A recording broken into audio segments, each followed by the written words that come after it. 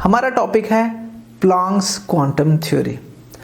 अब ये थ्योरी का नाम जो है मैक्स प्लैंक के नाम पे है and he was the scientist जिसने ये थ्योरी को प्रपोज किया। ये थ्योरी क्या है? अब तक हमने इलेक्ट्रॉन्स डिस्कवर कर चुके थे, हम न्यूट्रॉन्स डिस्कवर कर चुके थे, न्यूक्लियस के बारे में रदरफोर्ड के एक्सपेरिमेंट से हमें मालूम हो गया था और रदरफोर्ड ने हमें ये भी बता दिया था कि जो पॉजिटिव चार्ज है वो न्यूक्लियस में कॉन्सेंट्रेटेड है और इलेक्ट्रॉन्स जो हैं वो न्यूक्लियस के सराउंडिंग में रिवॉल्व कर रहे हैं। क्वेश्चन ये आया था कि जब नेगेटिवली चार्ज्ड इलेक्ट्रॉन्स हैं वो पॉजिटिव चार्ज्ड न्यूक्लियस में गिर क्यों नहीं जाते, उसमें अट्रैक्ट क्यों नहीं होते? उसका जवाब हमें दिया मैक्स प्लैंक ने in terms of quantum theory. तो वो डिस्कस करते हैं। अब इस टॉपिक में एंड बोहर्स एटॉमिक मॉडल में हम ये एनिमेशन जो आप देख रहे हैं ये बहुत दफ़ा देखेंगे, तो हम इसे स्टडी करते हैं। क्या है? हमें दिखाई दे रहा है कि सेंटर में एक न्यूक्लियस है जिसके सराउंडिंग में एक इलेक्ट्रॉन रिवॉल्व कर रहा है। अब ये जो इलेक्ट्रॉन ये जिस रास्ते में रिवॉल्व कर रहा है यानी घूम रहा है, इसको रदरफोर्ड ने ऑर्बिट का नाम दिया था, तो हम ऑर्बिट ही कहते हैं। अब हम कुछ और ऑर्बिट्स बना लेते हैं, यानी 1 है, 2 है, 3, 4, 5 तक बना लेते हैं। मैक्स प्लैंक ने ये कहा कि जब तक ये इलेक्ट्रॉन किसी एक ऑर्बिट में रिवॉल्व कर रहा है तो ये एनर्जी ना एब्जॉर्ब करेगा ना रिलीज करेगा। रदरफोर्ड के एक्सपेरिमेंट में रदरफोर्ड ने ये तो कह दिया था कि ये इलेक्ट्रॉन रिवॉल्व कर रहा है, लेकिन उसने ये नहीं कहा था कि ये एनर्जी एब्जॉर्ब करेगा या एमिट करेगा। और ऑब्वियसली कोई भी चीज़ अगर पॉजिटिव के करीब हम नेगेटिव को लाएंगे तो वो उसकी तरफ अट्रैक्ट होगी, लेकिन ये जो हमारा इलेक्ट्रॉन है ये एनर्जी ना एब्जॉर्ब कर रहा है ना ही एमिट कर रहा है, बस ये रिवॉल्व करता जा रहा है। अब करते क्या हैं? हम इसे एनर्जी प्रोवाइड करते हैं। एनर्जी आई, आने के बाद इसने एनर्जी एब्जॉर्ब की, एब्जॉर्ब करने के बाद इसकी एनर्जी ज़्यादा हो गई तो ये अपने ऑर्बिट से नेक्स्ट ऑर्बिट में चला जाएगा और थोड़ी देर वहाँ पे रहने के बाद यानी सेकंड ऑर्बिट में रहेगा, फिर सेकंड ऑर्बिट से एनर्जी जितनी एनर्जी रिलीज की थी उतनी एनर्जी देके वापस फर्स्ट में आ जाएगा। तो ये इंटरेस्टिंग पॉइंट है। ये एनर्जी जो है जो इसने एब्जॉर्ब की वो 1 और 2 के दरमियान में कोई जगह नहीं है जहाँ पे गया ये एग्जैक्टली 2 में ही गया। यानी आप इसे जब भी इतनी एनर्जी देंगे तो ही ये 2 में जाएगा। अगर उससे ज़्यादा एनर्जी होगी तो 3, अगर ये 3 जितनी एनर्जी होगी तो वो 3 में जाएगा, लेकिन अगर 2 जितनी है उतनी ही एब्जॉर्ब करेगा तो सिर्फ ये 2 में ही आएगा। ये बड़ी इंटरेस्टिंग बात है। ये नेचर है, ये अल्लाह की कुदरत है। मीनिंग कि जब इलेक्ट्रॉन ने एनर्जी एब्जॉर्ब की वो हायर ग्रुप में चला गया, हायर ऑर्बिट में चला गया। ऑर्बिट क्या था? पिछले टॉपिक में आपने देखा था रास्ता, यानी कि ये जो रास्ते हैं ये बेसिकली एनर्जी लेवल हैं। हमें ये बता रहे हैं कि जो सेकंड शेल में अगर कोई इलेक्ट्रॉन रिवॉल्व करेगा तो उसकी खास एनर्जी होगी, एक खास अमाउंट ऑफ एनर्जी उसकी मौजूद है, इसीलिए वो वहाँ पे रिवॉल्व कर रहा है। अब हम क्या करते हैं? हम इसे मज़ीद ज़्यादा एनर्जी देते हैं। जब हम इसे ज़्यादा एनर्जी देंगे तो ये फर्स्ट में से थर्ड में चला जाएगा। अब थर्ड में जब ये गया तो ये वहाँ पे अनस्टेबल है। इसकी स्टेबिलिटी जो है ये फर्स्ट में ही थी, क्योंकि ये फर्स्ट, इसकी जो स्टेबल फॉर्म में एनर्जी थी वो फर्स्ट में थी। तो ये इसने जो हमने इसे एक्सटर्नल एनर्जी दी ये वापस ये एमिट करेगा यानी रिलीज कर देगा और वापस फर्स्ट में आ जाएगा। अब ये जो वापसी का तरीका है ये 2 तरीके हैं। एक तो वो ये कर सकता है कि एग्जैक्टली जितनी एनर्जी उसने एब्जॉर्ब की थी वो सारी की सारी रिलीज करे और सीधा 3 से 1 में आ जाए। दूसरी पॉसिबिलिटी ये है कि ये पहले 2 और 3 के दरमियान में जो एनर्जी डिफरेंस है वो रिलीज करे और 2 में आ जाए, और फिर 2 और 1 के दरमियान में जितनी एनर्जी डिफरेंस है वो रिलीज करे और फिर 1 में आ जाए। इवेंचुअली ये ग्राउंड स्टेट में ही आएगा, यानी जहां इसकी सही पोजीशन है। अगर इसकी सही पोजीशन सेकंड ऑर्बिट होता तो ये वहीं पे रिवॉल्व कर रहा होता, और हमें कैसे पता लगेगा वो हम नेक्स्ट टॉपिक में देखेंगे कि ये कोई सेकंड थर्ड में कैसे जाता है, एनर्जी की बेसिस पे जाता है। अब हम इसे मज़ीद एनर्जी देते हैं, यानी जो एनर्जी देते हैं उसकी वैल्यू बढ़ा देते हैं, और ग्राउंड स्टेट यानी फर्स्ट ऑर्बिट में से एनर्जी एब्जॉर्ब करेगा और सीधा फोर्थ में चला जाएगा। अगेन फोर्थ इसकी नेचुरल पोजीशन नहीं है, तो ये जो एनर्जी इसने एब्जॉर्ब की ये रिलीज करेगा, रिलीज करने के बाद वापस फर्स्ट में आ जाएगा। अब ये फर्स्ट में डायरेक्ट भी जा सकता है, अगेन स्टेप्स में भी जा सकता है। अगर आप स्टेप की एनर्जी को कैलकुलेट करेंगे तो ये एग्जैक्टली टोटल उतनी ही ऐड होगी जितनी इसने एब्जॉर्ब की थी। फिर हम इसे मज़ीद बड़े एनर्जी देते हैं, बड़ा एनर्जी की पैकेट देते हैं या एनर्जी देते हैं, तो ये फिफ्थ में चला जाएगा, और फिफ्थ में जाके भी अगेन ये अनस्टेबल है, वहाँ से ये जो एनर्जी इसने एब्जॉर्ब की ये रिलीज़ करेगा और वापस फर्स्ट में आ जाएगा। अगेन स्टेप्स में भी आ सकता है और डायरेक्ट भी आ सकता है, डिपेंड करता है उसकी कंडीशंस पे। तो ये सारा जो ऑब्जर्वेशन थी ये हमें दी मैक्स प्लैंक ने एंड बोहर ने। तो हम यही एनिमेशन इस टॉपिक में डिस्कस करेंगे, और यही टॉपिक यही एनिमेशन या यही चीज़ फिनोमेना जो है ऑब्जर्वेशन हम नेक्स्ट टॉपिक में देखेंगे। तो अब मेन पॉइंट क्या है इसके? मेन पॉइंट ये बनते हैं कि एनर्जी इज नॉट एमिटेड और अब्जॉर्ब्ड कंटिन्यूअसली। अब यहाँ पे कंटिन्यूअसली का एक वर्ड आ गया, तो हम वो देखते हैं। अब मेरे सामने आप ये एक लाइट देख सकते हैं, आपको लगेगा कि ये लाइट कॉन्टिन्यूअस है, लेकिन अगर मैं इसे जूम करके देखूंगा तो ये कॉन्टिन्यूअस नहीं बल्कि छोटे छोटे पैकेट्स में डिवाइड है। एक है पूरी लाइट ही, लेकिन उसके अंदर छोटे छोटे पैकेट्स हैं जिनसे ये बनी है। ये सबसे पहले मैक्स प्लैंक ने कहा था, and this was his the most important point, क्योंकि उससे पहले हम आज भी अगर आप टॉर्च ऑन करें आपको लगेगा ये कॉन्टिन्यूअस लाइट है, लेकिन मैक्स प्लैंक ने कहा कि ये कॉन्टिन्यूअस नहीं है, ये डिसकॉन्टिन्यूअस है, यानी छोटे छोटे पैकेट्स हैं जिनसे ये लाइट बनी है। And he was the first scientist to say that. अब ये जो पैकेट्स हैं इनको हम उसने नाम दिया कि ये वेव पैकेट हैं, और ये जो हमने देखा इलेक्ट्रॉन ने एनर्जी जो एब्जॉर्ब की थी या रिलीज की थी, रिलीज का मतलब एमिट की थी, वो डिसकॉन्टिन्यूअस मैनर था, यानी वो एक पैकेट आया एनर्जी का, उसने एब्जॉर्ब की और वो हायर ऑर्बिट में चला गया। अब ठहर जाते हैं यहाँ पे, मैं बार बार कह रहा हूँ ये वेव पैकेट है, लेकिन हमने ऐसी शक्ल तो वेव की नहीं देखी। हमने वेव कैसी देखी है? हम देखते हैं हमने जो वेव्स देखी हैं वो तो डिफरेंट किस्म की होती हैं। जैसे अगर मैं आपके सामने ये वेव नंबर 1 दिखाऊं तो ये वेव हमें पता है कि ये वेव है, ये पैकेट तो वेव नहीं लग रहा। वेरी इंटरेस्टिंगली ये वेव्स को ऐड कर दें तो ये बनता है। अब मैं यहाँ पे एक वेव लेता हूँ, फिर इसे वेव नंबर 1 कह देता हूँ, फिर वेव 2 लेता हूँ। इन दोनों वेव्स को अगर मैं ऐड कर दूं तो मुझे इस तरह का पैकेट मिलेगा, और आप देख सकते हैं कि हमारे सामने ये जो ब्लू में हमने जाहिर किया है ये वेव पैकेट है। अगेन मैंने खुद ये इंजीनियरिंग में जाके स्टडी किया तो मुझे ये पता लगा, बट हम यहाँ पे करते हैं because it's really very easy.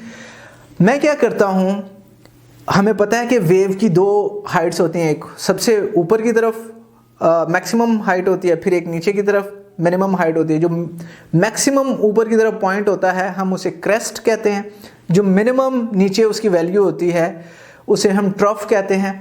Again ये मुश्किल वर्ड्स हैं, बट आसानी के लिए मैं मैक्सिमम और मिनिमम ही कहता हूँ। वेव 1 का जो मैक्सिमम हाइट है उसे मैं 3 कह देता हूँ, +3, एंड जो मिनिमम हाइट है उसे -3 कह देता हूँ, क्योंकि सेंटर से जितना ऊपर जाएगा उतना ही नीचे आएगा। इसी तरह वेव 2 का भी मैं यही कह देता हूँ, जो मैक्सिमम हाइट है वो 3 है, मिनिमम हाइट जो है वो -3 है। अब मैं एक लाइन ड्रॉ करता हूँ और इस लाइन पे आपको कहता हूँ ये लाइन पे वेव 1 की क्या वैल्यू है। आप कहेंगे ये तो मैक्सिमम वैल्यू है। वेव 1 की जो वैल्यू है यहाँ पे मिनिमम है, और वेव 2 की जो वैल्यू है वो मैक्सिमम है। आप देख सकते हैं ये यहाँ पर हाईएस्ट पीक पे है और वेव 1 के मिनिमम पीक पे है। अब अगर इन दोनों को मैं ऐड कर दूं वैल्यू को, +3 एंड -3, तो आंसर क्या आएगा? 0। तो इस वजह से अगर आप हमारे पैकेट्स को देखें तो यहाँ पे जो वैल्यू है वो हमारी जो ऐड करने से वेव पैकेट बना उसकी वैल्यू 0 है। क्लियर हो गया। अब हम क्या करते हैं, एक और पॉइंट कंसीडर करते हैं, और वो कहाँ करते हैं, हम करते हैं जहाँ पे ये मैक्सिमम है पैकेट, और आप देख सकते हैं कि मैक्सिमम यहाँ पे है, यहाँ पे हम एक लाइन ड्रॉ करते हैं। अब आप मुझे बताइए कि वेव 1 की मैक्सिमम वैल्यू, वेव 1 की मैक्सिमम ही है इस पॉइंट पे +3, वेव 2 की भी मैक्सिमम है, तो अगेन हम उसे +3 करेंगे। अब +3 यानी 3 + 3 आंसर इज 6 मैक्सिमम। तो हमारे पैकेट की भी जो मैक्सिमम पीक है देखिए वो एग्जैक्टली इसी पॉइंट पे है। इसी तरह हम बाकी सब पॉइंट्स पे भी अगर इन दोनों वेव्स को ऐड करें तो हमें ये वेव पैकेट मिलेगा। तो ये बेसिकली एक वेव ही है जिसमें दो मुख्तलिफ किस्म की वेव्स को हमने ऐड किया और ये रिजल्टेंट वेव हमें मिला जिसे हमने पैकेट्स की फॉर्म में दिखाया। अब मैक्स प्लैंक ने ये कहा, उसने कहा वेव पैकेट कहना थोड़ा सा मुश्किल लग रहा है, उसको क्वांटम का नाम दे दिया। अब क्वांटम क्यों कहा उसने? क्वांटम निकला है क्वांटिटी से, क्वांटिटी का मतलब मिकदार। उसने कहा इस वेव पैकेट की जो एनर्जी है उसकी खास मिकदार है, यानी खास को डेफिनेट, मिकदार को अमाउंट, कि इसकी डेफिनेट अमाउंट ऑफ एनर्जी है। और अगेन मैंने आपको कहा मिकदार यानी क्वांटिटी को उसने क्वांटम का नाम दे दिया, एज सिंपल एज दैट। अब ये तो हमारी जो हमें पता है कि रेडिएशंस जो हैं वो लाइट में की फॉर्म में भी हो सकती हैं या इलेक्ट्रोमैग्नेटिक रेडिएशंस भी हो सकती हैं। तो अगर हम लाइट की बात करें जो विजिबल लाइट है, उसके केस में हम इस क्वांटम को एक ख़ास नाम दे देते हैं और वो है फोटोन। फोटो से याद रखना आपने, क्योंकि फोटो के लिए लाइट की ज़रूरत होती है। उसने ये कहा कि ये जो हमारा क्वांटम है इसकी जो एनर्जी है वो डायरेक्टली प्रोपोर्शनल है इसकी फ्रीक्वेंसी के। अब यहाँ पे फ्रीक्वेंसी को हमने एक V की शक्ल के लेटर से जो है ना डिनोट किया है, रिप्रेजेंट किया है। इस V जैसे लेटर को हम न्यू बोलते हैं, NU, ये ग्रीक लेटर है। तो उसने कहा, अब मैं आपके सामने यहाँ दो पैकेट्स ले लेता हूँ, एक पैकेट एंड देन दूसरा पैकेट, वेव पैकेट जिसे हम क्वांटम भी कहते हैं, और लाइट के केस में जिसे हमने फोटोन भी कहा। इसे थोड़ा सा जूम इन कर लेता हूँ। अब यहाँ पे मैं फ्रीक्वेंसी को देखना चाह रहा हूँ, फ्रीक्वेंसी क्या होती है। मैं इन्हें और जूम इन कर लेता हूँ। फ्रीक्वेंसी का मतलब है फ्रीक्वेंटली से निकला ये। फ्रीक्वेंटली का मतलब है कितनी दफ़ा, आसान उर्दू में कहें तो कितनी दफ़ा, बिकॉज उनकी इंग्लिश थी तो उन्होंने फ्रीक्वेंसी कह दिया। हम कहेंगे तो कितनी दफ़ा। फॉर एग्जांपल अगर लाहौर में बिजली जाती है एक दिन में 5 दफ़ा एंड गुजरांवाला में जाती है बिजली एक दिन में 10 दफ़ा, तो अब ये दफ़ा कहने की बजाय हम कहते हैं कि बिजली के जाने की फ्रीक्वेंसी लाहौर में 5 है एंड गुजरांवाला में 10 है। तो this is as simple as that frequency. अब ये दो मेरे सामने क्वांटम नज़र आ रहे हैं या फोटोन नज़र आ रहे हैं, कि ये एन एक नीचे। मैं आपसे पूछता हूँ कि इनकी बताइए फ्रीक्वेंसी क्या है, तो हमें फ्रीक्वेंसी की डेफिनेशन ये है कि कितनी साइकिल्स एक सेकंड में होती हैं। तो मैं एक सेकंड के लिए ये दो टाइमलाइन ड्रॉ कर लेता हूँ। ये एक सेकंड है, इस एक सेकंड में इस वेव की कितनी साइकिल आई हैं आप काउंट कर सकते हैं, ये 1 है। और ऊपर वाली वेव में यानी जो दूसरा पैकेट है हमारा, इसमें हम काउंट करें पीक्स तो 1 2 3 4 5 साइकिल्स आई। तो इसकी फ्रीक्वेंसी 1, इसकी फ्रीक्वेंसी 5। लेकिन अगेन 1-5 के साथ हमें कोई यूनिट भी देना पड़ेगा, तो हम कहेंगे हर्ट्ज। हर्ट्ज जो है वो साइंटिस्ट का नाम है जिसने ये फ्रीक्वेंसी को डिफाइन किया। तो हम इसको कह देते हैं, इसकी जो फ्रीक्वेंसी है वो 5 हर्ट्ज है और इसकी फ्रीक्वेंसी जो है वो 1 हर्ट्ज है। मज़े की बात है, अगर आप और मैं हर्ट्ज की जगह होते तो इसे फ्रीक्वेंसी की जगह नाम देते आन जान, हमारी ज़ुबान में कि आना जाना देखिए। तो खैर एनीवे, ये हमारी जो फ्रीक्वेंसी है हमने कह दिया फ्रीक्वेंसी। अब एक और चीज़ है वेवलेंथ। अब इनफैक्ट वेवलेंथ जाने से पहले मैं आपसे अगर ये पूछना चाहूँ एक इंटरेस्टिंग बात, कि ये मेरी, हमने ये तो देख लिया इस पैकेट की जो फ्रीक्वेंसी है वो 5 है, इस पैकेट की जो फ्रीक्वेंसी है वो 1 है। अब अगर मैं अपने हाथ में लेके अगर ये मैंने ड्रॉ करनी होती मैं अगर नीचे वाली ड्रॉ करूंगा तो मुझे 1 सेकंड में बस एक दफ़ा हाथ ऊपर से नीचे लाना पड़ेगा, क्योंकि इसकी फ्रीक्वेंसी हमने बताया 1 है। और अगर मुझे ये वाली ड्रॉ करनी पड़ेगी तो 1 सेकंड के मुझे 5 दफ़ा हाथ हिलाना पड़ेगा ये ड्रॉ करने के लिए। तो मुझे एनर्जी कहाँ ज़्यादा लग रही है? 1 सेकंड में 1 दफ़ा हाथ उठाने में एनर्जी ज़्यादा लगी या 1 सेकंड में 5 दफ़ा हाथ ऊपर नीचे करने में एनर्जी ज़्यादा लगी? तो बड़ी ऑब्वियस सी बात है कि इसकी एनर्जी ज़्यादा है, जिसकी फ्रीक्वेंसी ज़्यादा है उसकी एनर्जी ज़्यादा, जिसकी फ्रीक्वेंसी कम है उसकी एनर्जी कम। बट हम ये अभी आगे डिस्कस करने से पहले आखिरी चीज़ इन वेव पैकेट्स में या क्वांटम में या फोटॉन्स में लास्ट चीज़ वो डिस्कस करते हैं वेवलेंथ। ये तो हमने देख लिया कि ये दोनों वेव्स ही की वजह से ये वेव ही है इनफैक्ट। तो वेवलेंथ क्या चीज़ होती है? मैंने एक पॉइंट कहा था कि जो मैक्सिमम पॉइंट होता है हम उसे कहते हैं क्रेस्ट, मैक्सिमम पीक, और जो मिनिमम पीक होती है उसे कहते हैं ट्रफ। तो कोई से दो क्रेस्ट के दरमियान का जो डिस्टेंस है वो वेव लेंथ यानी इस वेव की लेंथ कहलाती है, या बिल्कुल कोई से दो ट्रफ्स के दरमियान का जो डिस्टेंस है वो भी हमारी वेवलेंथ कहलाती है। फॉर एग्जांपल अगर मैं इस केस में बात करूं तो यहां से लेके यहां तक आप देखें हम इसे लैम्डा से जाहिर करते हैं। ये वर्ड जो है लैम्बडा, LAMBDA लैम्डा। तो ये वेव 1 की वेवलेंथ है तो मैंने इसे लैम्डा 1 कह दिया। इसी तरह अगर मैं वेव 2 की बात करूं वेवलेंथ को तो उसे मैं लैम्डा 2 कह दूंगा। अब मुझे ज़रा बताइए, हमने कैलकुलेट की हुई है इनफैक्ट, जो वेव 1 की फ्रीक्वेंसी है मैंने उसे F1 कह दिया, जो वेव 2 की फ्रीक्वेंसी है मैंने उसे F2 कह दिया। तो मैं आपसे पूछूं F1 बड़ा है या F2 बड़ा है, तो आप कहेंगे कि सर नज़र आ रहा है F1 5 है, F2 जो है वो 1 है, तो ऑब्वियसली 5 इज़ बड़ा, बिगर देन 1, तो हम लिख देते हैं F1 is bigger than F2। यहाँ तक तो हो गई बात क्लियर। अब एक और चीज़ आप मुझे बता सकते हैं, वो भी खैर नज़र आ ही रही है कि वेवलेंथ किसकी बड़ी है। तो आप कहेंगे नज़र आ रहा है हमें लैम्डा 2 यहाँ से यहाँ तक है, तो lambda 2 is bigger than lambda 1। तो यहाँ से हमें ये पता लगा कि जिसकी फ्रीक्वेंसी ज़्यादा होती है यानी वो ज़्यादा तेज़ होती है उसकी जो वेवलेंथ है वो कम होती है, क्योंकि वो टाइम से रिलेटेड है। एक सेकंड में जितनी ज़्यादा तेज़ करेंगे उतने ही करीब करीब लाइंस आएंगी जैसे ये, इसकी वेवलेंथ कम है। और अगर आप आहिस्ता आहिस्ता करेंगे और टाइम गुजरता जा रहा है तो उसकी वेवलेंथ बड़ी होगी।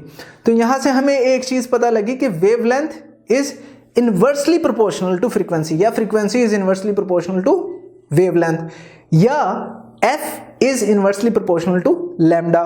अब प्रोपोर्शनैलिटी का साइन हम हटाएंगे तो ऑब्वियसली हमें कोई कांस्टेंट लगाना पड़ेगा, और इस केस में चूंकि बात फोटोन की हो रही है, फोटोन एक लाइट का है, तो इसकी जो वेलोसिटी है वो वेलोसिटी स्पीड ऑफ लाइट होती है जिसे हम c से रिप्रेजेंट करते हैं। तो कांस्टेंट जो आएगा वो आएगा c। तो frequency is equal to c over lambda. c यहाँ पर जो है स्पीड ऑफ लाइट है, जो हमारा लैम्डा है वो वेवलेंथ है लाइट की, और f जो है वो फ्रीक्वेंसी ऑफ लाइट है। तो यहाँ से जो हमने फॉर्मूला फ्रीक्वेंसी का ड्राइव किया वो किया c ओवर लैम्डा। और मैं ऑब्वियसली बता चुका हूँ कि जिसकी फ्रीक्वेंसी ज़्यादा होगी उसकी एनर्जी ज़्यादा होगी, तो energy is directly proportional to frequency. अब अगेन हम देख लेते हैं, ये हमारा वेव पैकेट है जिसकी वेवलेंथ कम है, फ्रीक्वेंसी ज़्यादा है तो इसकी एनर्जी ज़्यादा, इसकी वेवलेंथ ज़्यादा है, फ्रीक्वेंसी कम है तो इसकी एनर्जी कम है। अब E यानी energy is directly proportional frequency, है तो हमने अपनी ऑब्जर्वेशन से देख लिया। तो E is directly proportional to nu. Nu का मतलब फ्रीक्वेंसी। अरे ये मैक्स प्लैंक ने यूज़ किया था, मेरे ख्याल में उसे F लिख देता तो आसान होता, बट उसने न्यू लिख दिया। खैर एनीवे, E अब जब हम प्रोपोर्शनैलिटी का साइन हटाएंगे तो हमें E का मतलब energy equal to H nu लिखेंगे हम। E is equal to H nu. E energy है, H जो है भाई साहब मैक्स प्लैंक के नाम पे प्लैंक्स कांस्टेंट, एंड जो न्यू है वो फ्रीक्वेंसी है, और जो इसकी वैल्यू है उसने कैलकुलेट की 6.626 इंटू 10⁻³ जूल सेकेंड इसकी वैल्यू होती है। अब हमने देखा कि E is equal to H nu, लेकिन पीछे हम फ्रीक्वेंसी कैलकुलेट कर चुके हैं कि frequency is equal to c over lambda, जहां पे लैम्डा वेवलेंथ था, c स्पीड ऑफ लाइट थी, एंड न्यू जो है वो हमारी फ्रीक्वेंसी है। तो यहां पर अगर मैं हाईलाइट कर दूं दोनों लेटर्स, तो सी न्यू जहां लिखा हुआ है हमारी इक्वेशन में, यानी फ्रीक्वेंसी जहां लिखी है उसकी जगह सी ओवर लैम्डा लिख सकता हूं मैं। तो मेरी इक्वेशन क्या बन जाएगी, E is equal to H C over lambda. Lambda again is wavelength, C is speed of light, H is Max Planck's constant, E is energy. अब यहां तक तो हमारी बात हो गई क्लियर, लेकिन हम यहां रुकते नहीं हैं क्योंकि इसको और सिंप्लीफाई करना चाहते हैं। तो हम एक और वर्ड यूज करते हैं या एक्सप्रेशन यूज करते हैं, वेव नंबर। वेव नंबर क्या है, अगर मैं वेव लेंथ को 1 से डिवाइड कर दूं, यानी 1 ओवर लैम्डा, जो चीज बनेगी हम उसे कहेंगे ये हमारा वेव नंबर है, और हम उसे लिखेंगे न्यू बार। आपने पढ़ना भी इसे ऐसे ही है कि nu bar is equal to 1 over lambda. तो न्यू बार, अब मैं अपनी इक्वेशन में 1 ओवर लैम्डा को हाईलाइट कर देता हूं, तो आप देख सकते हैं हमारी इक्वेशन बनेगी E is equal to H C 1 over lambda. अब मैं क्या करता हूं, E is equal to H C 1 over lambda की जगह न्यू बार लिख देता हूं, तो हमारी ये इक्वेशन बन गई। तो आप देखिए कि हमारी 3 इक्वेशन हमने बनाई एनर्जी की। सबसे पहले हमने कहा कि energy is directly proportional to frequency, फिर हमने कहा E is directly proportional to nu, फिर हमने कांस्टेंट लगा दिया तो E is equal to H nu. यहां पे एनर्जी का रिलेशन हमने दिखाया फ्रीक्वेंसी के साथ। फिर हमने क्या किया, E is equal to H C 1 over lambda. यहां बताया कि energy is inversely proportional to wavelength, और ये हमारा फॉर्मूला बना। फिर हमने कहा is equal to H C nu bar, तो हमने वेव नंबर के साथ भी उसका रिलेशनशिप दिखा दिया। तो that's it, this is Max Planck quantum theory and it's really important and very easy to understand. अगर आप ये लेक्चर कंप्लीट देखना चाहते हैं और उसके साथ साथ बेशुमार MCQs और उनके एक्सप्लेनेशन चाहते हैं, तो कृपया गूगल प्ले स्टोर पे जाइए और डाउनलोड कीजिए ऐप हिप्पो ई-लर्निंग प्रोग्राम। इसे खुद भी इस्तेमाल कीजिए और साथ साथ अपने फ्रेंड्स एंड क्लास फेलोज को भी अनुशंसा करें। धन्यवाद। And oh, don't forget to subscribe to this channel and like this video.